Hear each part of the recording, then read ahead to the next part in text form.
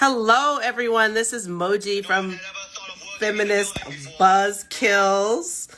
And I'm so excited. We are going live. We are really excited because we are going to have our, we're going to have some, Kristin Hady from Ohio, she runs all of our programs at Abortion Access Front. She is an Ohio native, and she was involved measure forward. So I'm super excited. Wait, hold on. Let me let her in. And Liz is also going to join us. Hello. We're with Peoples. Hey, guys. Hey, Hey, Kristin. Oh, this is so excited. Hey, Kristin. Congratulations on Ohio. Thank Oh, my gosh. you. We were so excited. Last night waiting so excitedly to see what the results were. But can you give us an idea, what was the mood like in Ohio yesterday, as people were going to the polls? Honestly, it was really positive. I mean, people were super galvanized to get out there. They were excited. They were doing, dawn poll patrol, putting signs up, the coordinated efforts of that. It was that palpable mood that is what I love about election day, is this collective feeling of we're going to get shit done. And you could feel it. Yes, you really, really. Well, I mean, I wasn't there, but I'm so glad to hear it. I felt like New York was a little bland out here. But so now that it's all said and done and everything's great, what was the most surprising thing about this victory for you?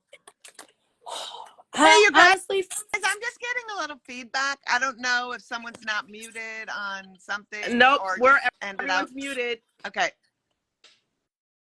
Yeah. You want me? Okay. Let's keep trying.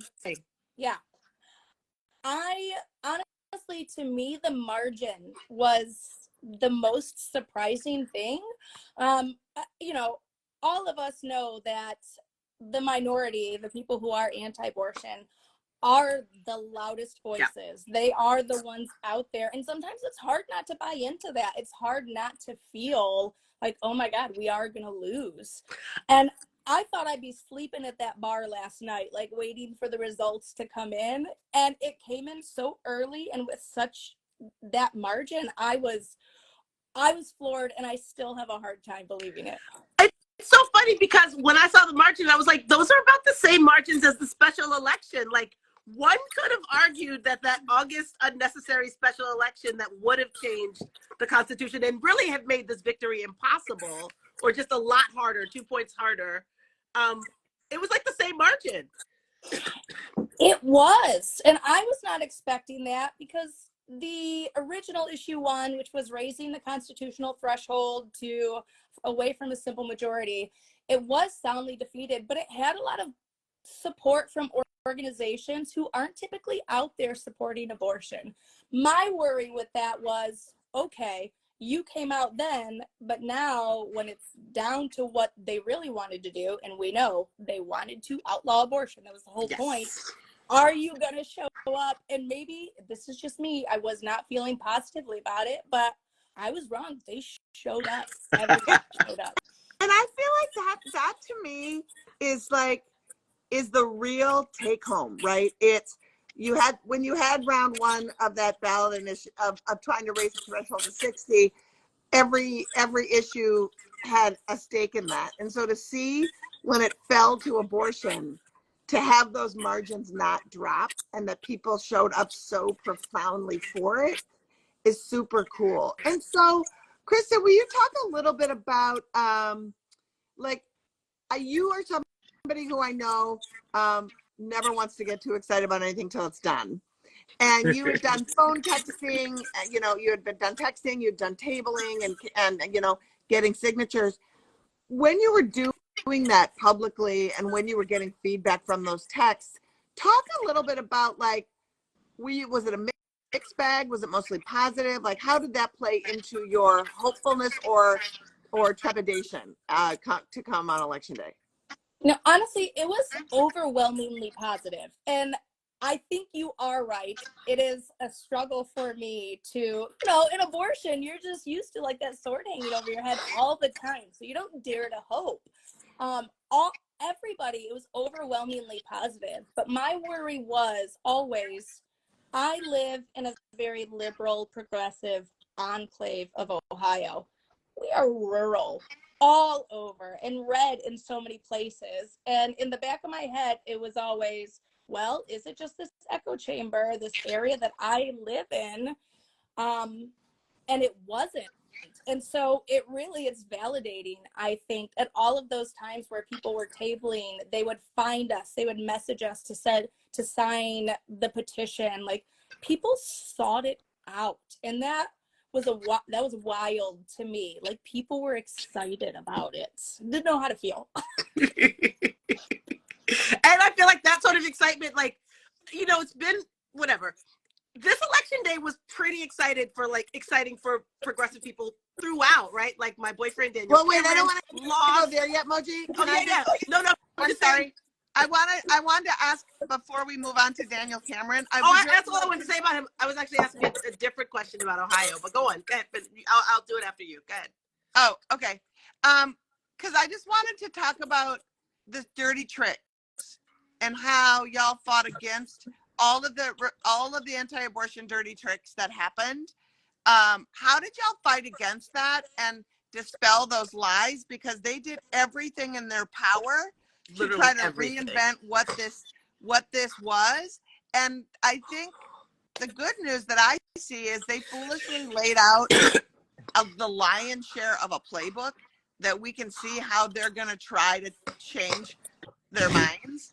Talk a little bit about how you all fought back to make sure people knew what this amendment was and what it wasn't. Absolutely. At its most basic level, we talked to each other. I mean, someone said to me this week, and it really blew my mind, is that our side really ran 2 full campaigns in 1 year.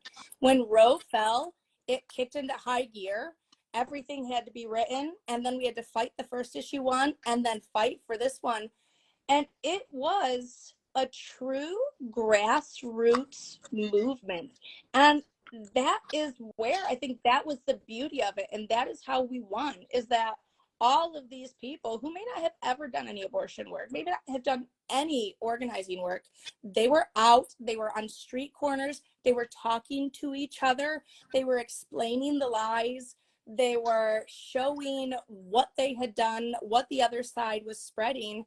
And there was also a really simple tactic of readtheamendment.com, where all of the lies they were saying about our amendment, even when you went to vote, it was the most ridiculous language that talked about the unborn and murder and all those phrases and words that we know they use. But Read the Amendment was simple. It's 1 page. Right. 1 page. You read the words yourself and make your own decisions. And that was really, I think, what pushed back on a lot of it, what really made a difference in there. I could talk about it all day about the work. One of the things in particular is how they were pushing the out-of-state special interests groups. Bullshit.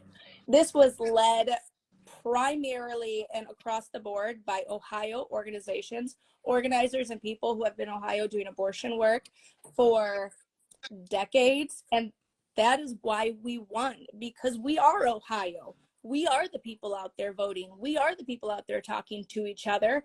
And their efforts to paint us as something else didn't work. That's why we won. Such a good lesson, I think. It's so good that basically, when we talk to each other and when we can humanize and really like make an abortion in all of us issue. Yes. So how did your efforts to like 2 really great amendments passed, right? Like, you guys have legalized weed now. So what did the marijuana people do differently?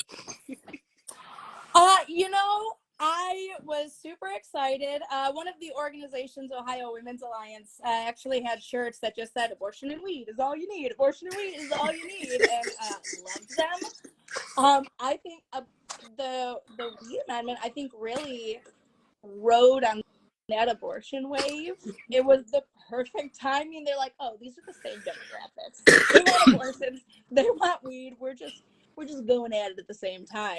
And it worked. We won. Who knew this was the Ohio I get to be in? I never thought it. Yeah, So I great. mean, Rick Santorum, Liz, you were picking up earlier. Rick Santorum called them the sexy things, which is abortion. Yeah, Rick Santorum said, I don't know what they were thinking over there in Ohio. If you put sexy things like abortion and weed on the ballot, it brings the young people out. I'm like, first of all, it's not the anti-abortion people that put this on the ballot. So it's the people who do want abortion and weed. But then he said, these things are terrible. He goes, thank God some states make it harder because pure democracy is not good. So that's like their playbook, right? I mean, like Rick Santorum, like who actually asked him to come back to say anything. I forgot he existed. yes, And yeah, and go back that's to that. how it should be. Also, Rick Santorum's wife, just fun fact, her first husband was the man that delivered her. Ew. Oh, Yeah, that so gross. out in a Full way stop. I didn't Ew. think about. I know. Yeah. But the one thing I wanted to talk about before we just close up with a little bit of Kentucky fun is I'm thinking back on Kansas, and I'm thinking back when Kansas, the first state, to put this before, and I'm thinking back on listening to the activists in Kansas who got their ballot initiative, and how they talked about how, they didn't center abortion, they centered reproductive freedom, and they centered other things. And I've watched as we have progressed profoundly, because this bill wasn't just about abortion, right? It was about IVF and miscarriage management and access to birth control and a lot of contraception, right?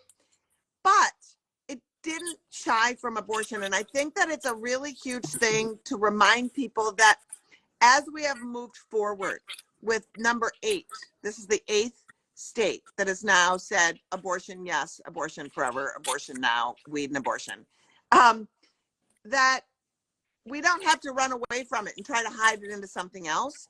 And I think that seeing that is a super positive thing and should be really good lessons for the folks in Missouri and Florida and Arizona and all of this in Nebraska that are trying to get it on in 2024. And I'm hoping that more people are looking at this. I hope the gun folks are looking at this to say, put it to the people. Yeah. Put it to the people. Bypass your gerrymandered legislatures and put it to the people. Yes. We were honest about it. This had more than abortion, but at the end of the day, all of those other things were in that amendment because they are under the umbrella of abortion. Yep. Number one, they want to take it away, and everything else falls under that. And what I did love about how this campaign played is, you're right, we did not shy away from that. We said, we are here to protect abortion. We are here to protect these rights. And that's what people wanted to hear. I don't know how many times we have to say that abortion is a winning issue. And if our results last night didn't show that, I don't know what else will. And also, yes, we are a sexy issue. So thank you. We've been saying this for ages. I'm glad they're finally on our side. I mean, I'm not going to say that my abortion's in a spank bank, but it is. They're not in yours, but they might be in someone's, Liz. I mean, yeah. Well, obviously, they're outside of those Santorums. clinics every day with those Santorums. But I just, Kristin, I know we're running over, but I just had this one really quick question. Do you think that having that month of having a 6-week abortion ban in any way helped push this? Like, having lived in Ohio having lived with an actual abortion ban post-Roe for about a month, did that make people say, like, oh, wait, we don't want to go back to that? Yes, absolutely. And especially in light of how they were trying to obscure that, how they were trying to pretend that if you voted no, everything would be totally fine. We would just do 22 weeks, as though the 6-week ban didn't still exist and wouldn't likely be put back on. People understood that. They understood that fear. Like, clinic workers across this state were sobbing with patients who had come in that morning and now would not be able to get their abortions and would have to go out of state. And that was a real and tangible effect it had on people. And I'm honestly, was so worried, but I'm glad people remembered that, because that would have been our future. That would have been best case Right. scenario future. That would have been best for us, case. which is grim. So grim. Well, and then, you know, just south of you, people forget Kentucky is butts up against Ohio. Moji's boyfriend, Daniel Cameron, Oh my God. It has lost to a Democrat. It has been so tough for me not to talk about him publicly for months and months and months. And I'm so glad he's lost, and I can just dance on his electoral grades for a little bit. So Moji's accounts are now going to be a Daniel Cameron account for like the next month. Basically, all those thoughts. Wait, that's all my socials. All my socials moving forward. Well, I love too the fact that, like, dude, it was the Attorney General, is the Attorney General, like, continues. Has pushed, he's the person who pushes he's the one who's going to the Supreme Court before there's a case, being like, Yep. hey, I just want to bring some shit up. Like, he hates abortion more than anybody. Endorsed. Trump couldn't deliver him a win. Mitch McConnell couldn't deliver him a win. Rand Paul couldn't deliver him a win. I'm telling you, that Secretariat hauling a case of Jim Beam house to house would bring him a win. Like, when you lose to a Democrat in Kentucky? In Kentucky. Whoa. Okay. The I don't see a blue wave in Kentucky, but also that governor didn't run away from trans care and didn't run away from abortion. Exactly. Ran away from Biden, like a lot of us are doing. But, you know, I'm not running towards Biden. I'm running away from Trump to Biden. That's me. yeah, we should be talking about that. But, you know, it's pretty fascinating how it all plays out. And so when abortion's on the ballot, say it with me, abortion wins. That's right. Kristin, congratulations. Thank you, Kristin. An incredible job. And it's really, really, really quite astounding. And we're so glad to have you on our team. You know, hopefully you're nursing a hangover today and having a great day. Carry on. You're the best. Moji, we'll see you a little bit later. Indeed. Still on. We are going to be jumping on another live at 3 p.m. with law dork Chris Geidner, because there has been some sneaky shenanigan breaking news going on with some really crappy attorney general trying to muck up the waters on the mifepristone case. So if you want to learn about this new development that's going to throw this whole, when is the Supreme Court going to decide they're taking the case into a new level of, oh shit, please listen. It's so confusing, but Chris is going to break it all down. So 3 p.m., be back here with Moji and I and the fantastic law dork, Chris Geidner. Thank you, Chris. Congratulations for all of us. Thanks. Bye, everybody. Bye.